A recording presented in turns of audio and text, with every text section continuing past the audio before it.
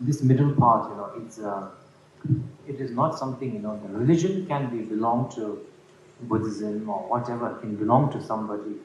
Spirituality should, will always be and is, the nature of the phenomena for everybody, and it is the truth, it is the universal truth. This Madhyamika or the middle part is in everywhere. All examples are there. For example, long and tall, short. You know, this is short compared to this. Compared to this is short. Long and tall. What do you call it? Pain and happiness, beautiful and ugliness. What do you call it? Rich and poor. These are all of these are what do you call it? These are the teaching of the. These are the great teaching of the middle part. All of these are.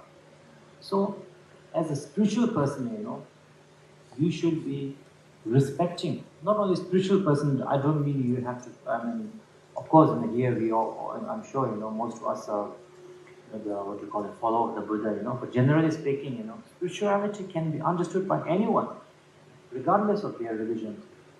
So, for example, you are going through a pain. You are going through I don't know what kind of pain. You have to respect that pain because you are going through. I mean, you cannot say I don't feel pain, and you can don't take care of it or something like that. It's not. We are in the relative world right now. So we have to, of course, treat the pain, but at the same time, we have to be ignoring the pain by understanding that pain is also a reflection of your concept. So there's no need to make so much big fuss about it. So much big deal, make it even more painful by our way of looking at things. If you don't have that kind of, the what do you call it? Let's say, true respect for the relative truth. By respecting, we are practicing the relative truth. By ignoring, we are practicing the ultimate truth, from the true truth that Buddha has taught. If you don't have that, then one can become fanatic. Can become fanatic about, I don't know, anything. We can become fanatic about fame. We can become fanatic about, I don't know, power. We can become fanatic about beauty. Anything. For example, you have there's somebody, a person that you very much like and you consider a very nice person, a very good person, a good friend to you. That is also a reflection of your concept. And there's another person, nearby you who thinks the person you think is very good is a very bad person, very negative person. That's also his misconception. It's coming a reflection of his concept. So if you have an understanding of the middle path, spirituality, you can say, oh yes, for me, my, he is a very good, from my, what do you call it, the reflection of my concept, he's a very good friend to me. For him, because of his misconception, his what's called his misunderstanding, you can say equally, they are both equally misunderstanding. Because of his, perception, he is, what do you call it? For him, is a very bad person. It doesn't matter, These are both our, reflection of our concept. There's nothing, something such a call it, something so solid existing outside. It doesn't matter. We can both have a cup of coffee and chat and relax. Don't worry. This is also my concept. Your concept, it's okay. When you don't have that kind of understanding, when we believe, when we don't understand the middle part, then we believe everything to be real. When everything is real, for example, you see something very beautiful, or then you desire it. Desire is also very strong. From desire is when desires come together with the desire comes fear. Together with the hope, fear automatically comes. And not getting what you wanted, hope and fear, leads to so many actions. If you can understand that, yes, you have to respect it. If we say that there's nothing, then that is not the Buddha's teaching. Buddha's teaching is always the middle part. But we have to respect the beauty. Yes, it is a beautiful, very beautiful flower, very beautiful house, very good, wow, appreciate it. Yes, but at the same time, we have to ignore it by understanding it as your reflection of your concept. If you can do that, you are already in the middle part. Many people, usually think that, understanding of what do you call it, the middle path, or is something that is, either very difficult to, understand or not very applicable to their day-to-day life.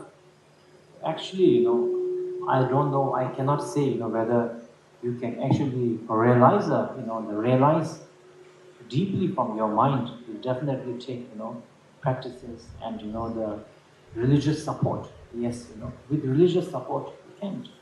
But just basic understanding of, the what we so-called emptiness, so-called shunyata, prajnaparamita or madhyamika, we are talking the middle path, can give you tremendous sense of freedom, tremendous sense of, ability to, you like it, okay, or if you don't, ability to, like what do you call it, the freedom, that I'm talking about, not the joy that cup of coffee can, give you, and not only, fanatically, if you are attached to a Buddha statue, know, that's, then you have to be happy only when you see a Buddha statue.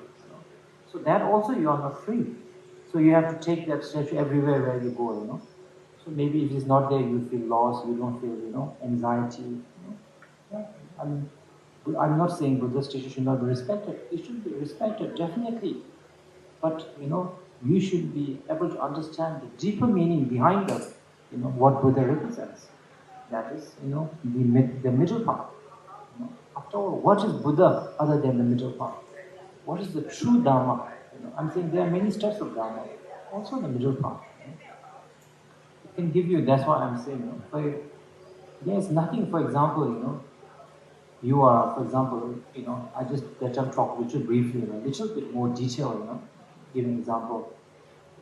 For example, you feel you are very rich, maybe you are rich compared to the, maybe little bit people maybe poorer than you.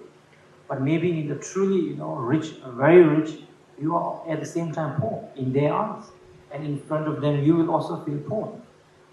Similar. So, if you have that understanding, sense of great relaxation comes to your mind. A sense of, sort of, like, sense of ability to see things from the two sides, rather than blind, seeing one thing and then, so fanatic about anything.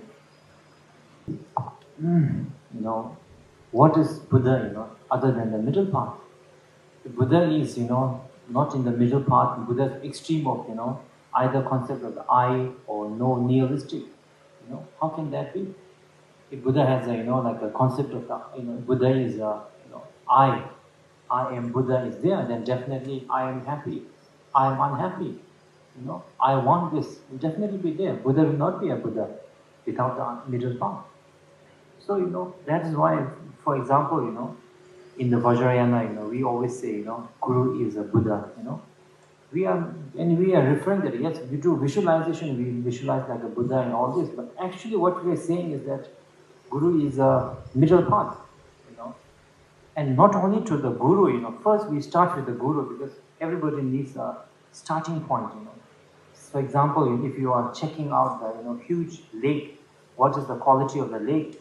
You do not necessarily have to check the entire lake. You can check a part of the lake. By understanding that portion of the lake, you can understand the entire lake. What is the, what is in there, all this.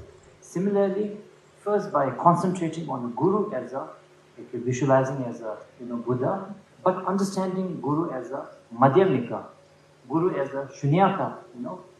First the understanding is developed. Secondly, that same understanding is developed to all the phenomena, including yourself.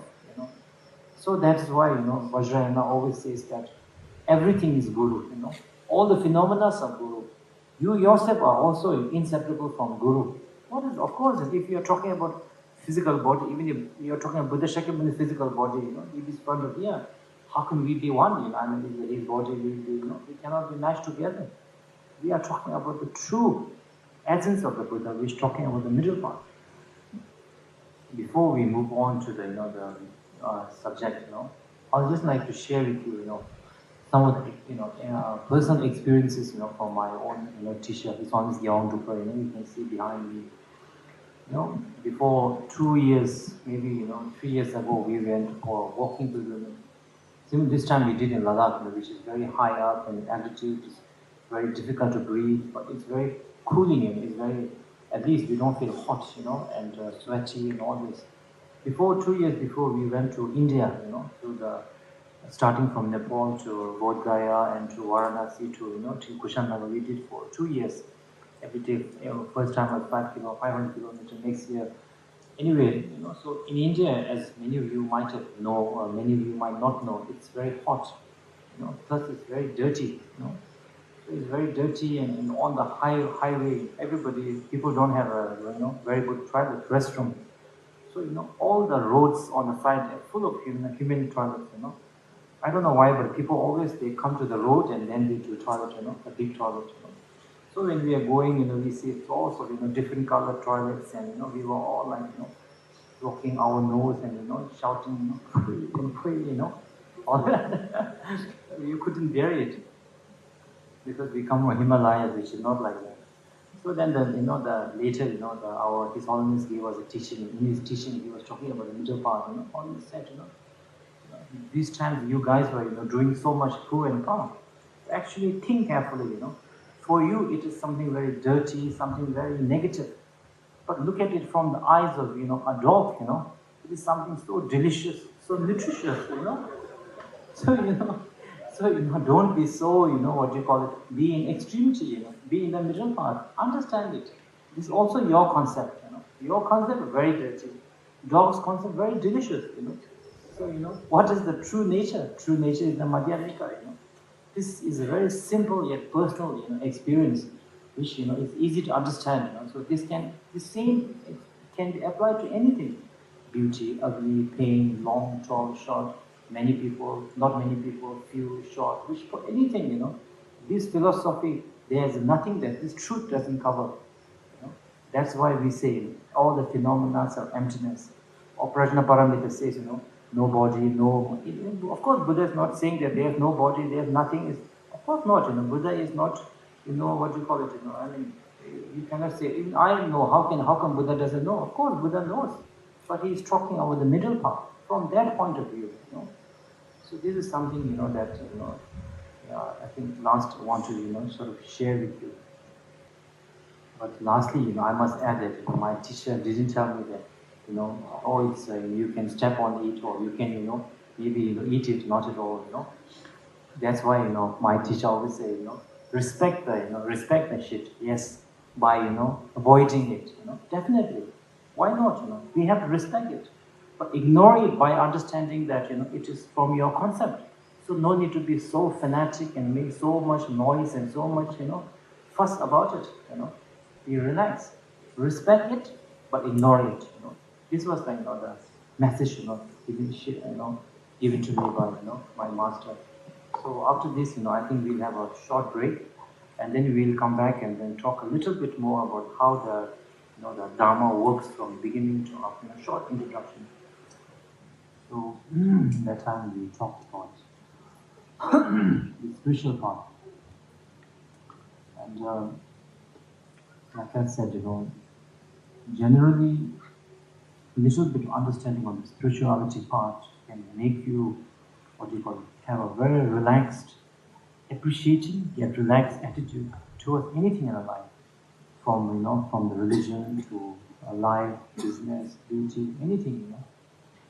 Otherwise, as you know that even if you are fanatic, let's say a Buddhist also, you can definitely cause a lot of problems for the world and for yourself also.